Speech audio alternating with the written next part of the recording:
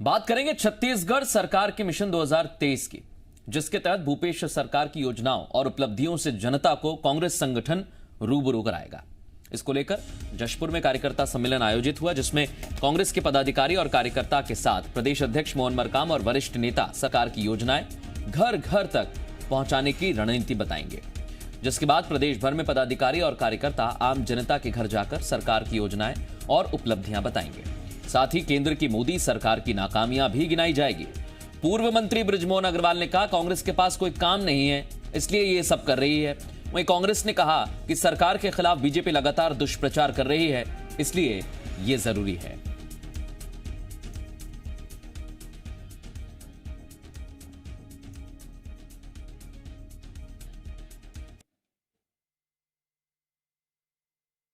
कि कांग्रेस का कार्यकर्ता निराश है, हताश है, वो सरकार ने कोई काम ही नहीं किया है तो जनता तक पहुंचाएगा क्या? और इसलिए कांग्रेस पार्टी को कार्यक्रम बनाना पड़ रहा है जनता तक पहुंचाने के लिए। भूपेश बघेल की सरकार ने जो कांग्रेस पार्टी का जन घोषणा पत्र था, उसके करीबन 60% जो हमारे वादे थे उनको पूरा कर लिया है। अब अचानक भारतीय जनता पार्टी जितने हमने काम किए हैं उन कामों के बारे में लोगों के बीच भ्रम फैलाने का काम कर रही है और झूठा प्रचार कर रही है। और सीधे रुख करेंगे, हमारी सहयोगी रजनी इस समय हमारे साथ जुड़ गए हैं। रजनी, इस पूरी कवायद को अगर देखा जाए तो 2023 से इसे जोड़कर देखा जा रहा है, लेकिन इस पर सियासत अभी से शुरू हो गई है। जी मृदुल, और ये जो पूरी तैयारी है कांग्रेस की, ये पिछले साल से ही शुरू हो चुकी थी। जैसे ही दिसंबर में छत्तीसगढ़ की कांग्रेस सरकार के 2 साल पूरे हुए, उसके पहले ही ये तैयारी की गई थी कि कांग्रेस के कार्यकर्ता जो हैं वो घर घर जाएंगे और जो 2 साल की उपलब्धि रही है सरकार की, उसके बारे में जनता को बताएंगे, लोगों को उसकी जानकारी देंगे। और साफ तौर पर ये मिशन 2023 की ही तैयारी है, क्योंकि 2 साल से ज्यादा का वक्त बीत चुका है और आधा कार्यकाल लगभग कांग्रेस ने पूरा कर लिया है, बस आधा कार्यकाल ही बचा है। ऐसे में कहा जा सकता है कि पहले से ही यहाँ पर तैयारी की जा रही है। और अभी पिछले दिनों पीएल पुनिया भी छत्तीसगढ़ के दौरे पर थे। इस दौरान बैठक हुई। बैठक में भी कार्यकर्ताओं को, जिलाध्यक्षों को ये जिम्मेदारी दी गई कि किस तरीके से सरकार के जो कामकाज हैं उसे जनता तक पहुंचाए जाएं और विपक्ष जिन बातों को लेकर विरोध करता रहा है या विपक्ष जिन मुद्दों को उठाता रहा है, उन मुद्दों से किस तरह से जनता का ध्यान हटाया जा सके और जनता तक सरकार की उपलब्धि पहुंचाई जा सके, ये टास्क जो है पीएल पुनिया के दौरे के दौरान दिया गया। पिछले दिनों युवा कांग्रेस का भी प्रशिक्षण कार्यक्रम था। इस कार्यक्रम में भी इसकी रणनीति तैयार की गई और कहा जा सकता है कि अब जाकर जो है इसे पूरी तरीके से अच्छी तैयारी के साथ कांग्रेस शुरू करेगी। कार्यकर्ता घर घर जाएंगे, लोगों को उपलब्धियां बताएंगे, बीते 2 साल में सरकार के जो कामकाज रहे हैं, चाहे वो किसानों के लिए किए गए काम हो या बाकी आम जनता के लिए किए गए काम हो, उसके बारे में जानकारी देंगे। हालांकि भाजपा इस पर निशाना साध रही है, विपक्ष के तौर पर ये उनका काम भी है, लेकिन भाजपा की भी अपनी तैयारी थी। भाजपा ने भी कहा था कि जल्द ही भाजपा रणनीति तैयार कर रही है और घर घर जाकर लोगों को कांग्रेस के कार्यकाल की जो खामियां रही हैं, जो कामकाज कांग्रेस ने नहीं किए हैं, जहां जहां पर कांग्रेस का वीक पॉइंट रहा है, उसके बारे में जनता को जानकारी दी जाएगी। तो दोनों ही पार्टियों की अपनी अपनी तैयारी जो है यहाँ पर दिख रही है। एक चीज और है, दोनों पार्टियों की तैयारी तो है, लेकिन अगर रजनी अभी से देखा जाए तो केंद्र सरकार को भी निशाने पर लिया जा रहा है, क्योंकि आसपास ही लोकसभा के चुनाव भी होंगे। तो यह समझा जा सकता है कि विधानसभा के अलावा लोकसभा की जमीन भी तैयार की जा रही है, क्योंकि लोकसभा में कांग्रेस को उस तरह की सफलता नहीं मिली थी, तब की कांग्रेस सरकार में थी।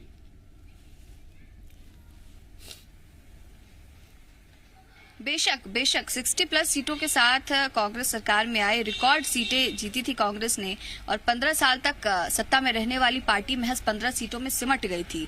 लेकिन लोकसभा चुनाव जब हुए तो ठीक इसके उलट तस्वीरें निकलकर सामने आई थी और भाजपा ने इसे भुनाया भी था। भाजपा का कहना था कि जनता जो है वो थोड़े समय के कार्यकाल से ही त्रस्त हो चुकी है कांग्रेस की और इसका नतीजा लोकसभा चुनाव के नतीजों में नजर आ रहा है।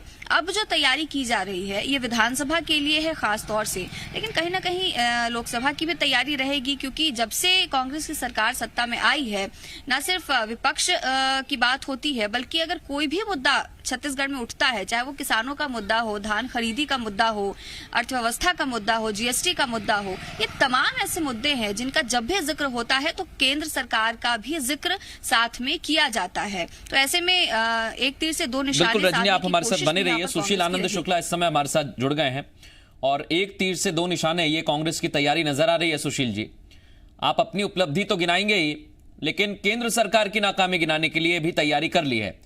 इसका कारण क्या ये समझा जाए 2019 में उस तरह की सफलता नहीं मिली? देखिए, राजनीतिक दल के नाते हमारा दायित्व है कि हम अपनी उपलब्धि बताने के साथ साथ विरोधियों की जो नाकामी है उसको भी जनता तक पहुंचाएं। विशेष तौर पर कि हम अपनी जिन उपलब्धियों को हासिल किए, उन उपलब्धियों को हमें हासिल करने में केंद्र सरकार के तौर पे भारतीय जनता पार्टी ने जो बार अरंगेबाजी पैदा की गई, चाहे वो किसानों को 2500 रुपये प्रति क्विंटल धान की कीमत देने में अरंगेबाजी पैदा की गई, या फिर धान की खरीदी 1865 रुपये प्रति क्विंटल करने में जो छत्तीसगढ़ के हिस्से के चावल के कोटे में कटौती की गई है। छत्तीसगढ़ की जनता ने जो 9 सांसद भेजे और उन सांसदों ने छत्तीसगढ़ की जनता की आवाज को संसद में नहीं उठाया, इन सारी बातों को भी जनता को आखिर बताना पड़ेगा ना। अपनी उपलब्धियों के साथ साथ जनता को भारतीय जनता पार्टी की जो नाकामियां है, विशेष तौर पर जो छत्तीसगढ़ के प्रति उनका सौतेला रवैया है। देखिए, निसंदेह छत्तीसगढ़ की जनता ने विधानसभा में हमें 3/4 बहुमत के साथ हमें सरकार में ले आया, लेकिन वही जनता ने कुछ महीने बाद में भारतीय जनता पार्टी, आपने कहा कि विपक्षियों की नाकामी बतानी चाहिए, लेकिन सर अपनी अगर उपलब्धियां गिनाएंगे तो भी जनता आपको वोट देगी, ऐसा नहीं है? तो उनकी गिनाना जरूरी है। देखिए, मैं वही बताना चाह रहा था। देखिए, छत्तीसगढ़ में जो जनादेश आया, विधानसभा के परिप्रेक्ष्य में हमारे पक्ष में आया जनादेश, 3/4 बहुमत के साथ देश की अकेली हमारी छत्तीसगढ़ की सरकार है। लेकिन लोकसभा के पक्ष में, लोकसभा के दृष्टिकोण से देखेंगे तो यहाँ भारतीय जनता पार्टी के 9 सांसद चुन के गए 11 में से। लेकिन जितना दायित्व राज्य सरकार के नाते यहाँ का विकास करना, यहाँ के लोगों के लिए रोजगार का विकास करना, यहाँ के किसानों के लिए सुविधा उपलब्ध कराना हमारा था, उतना ही दायित्व यहाँ की आवाज बनकर संसद में केंद्र सरकार के समक्ष यहाँ के नुमाइंदगी के रूप में 9 सांसदों का भी था। लेकिन दुर्भाग्य से उसमें असफल साबित हुए। जब छत्तीसगढ़ की बात हुई, भारतीय जनता पार्टी के 9 सांसदों ने छत्तीसगढ़ के हक की आवाज नहीं उठाई, अपने केंद्र सरकार के पैरोकार के रूप में सामने आए।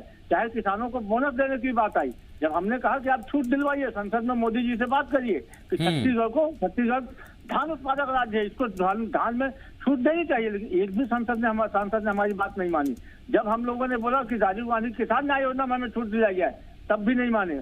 जब हमने बोला कि हमारे हिस्से का चावल का कोटा बढ़ाया, तब भी नहीं माने।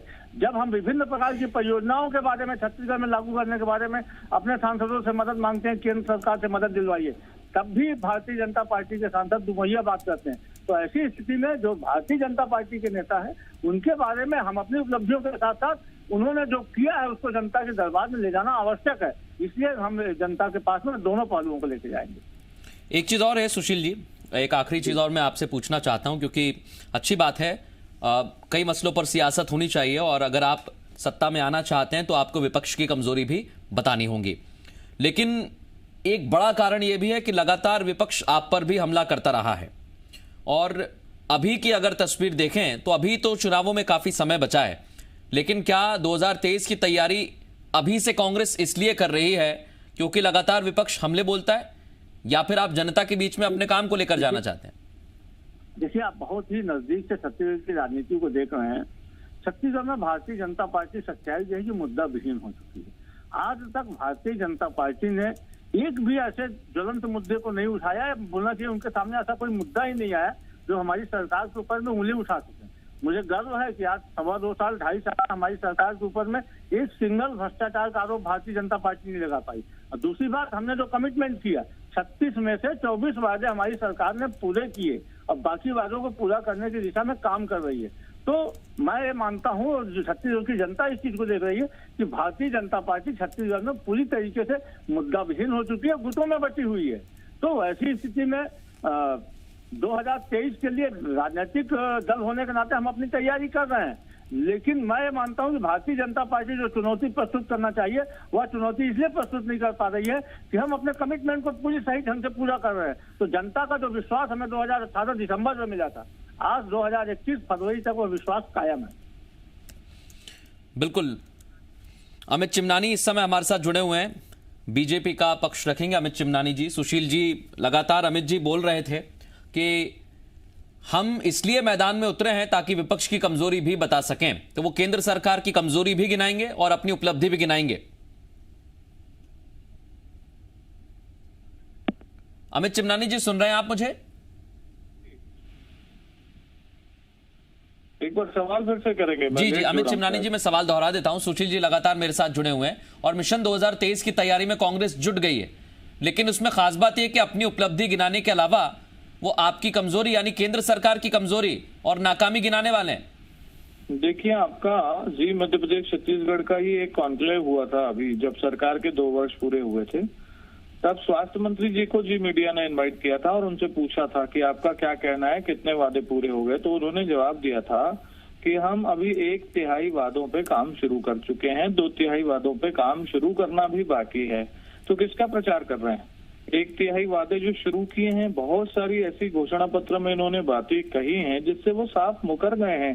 तो पहले काम कर लेते, फिर उसके बाद वो जब जनता के बीच में जाते तो फायदा होता। अभी तो जनता बहुत नाराज चल रही है इनसे, शायद यही चीज को भाप करके चुनाव की तैयारियों में लग गए।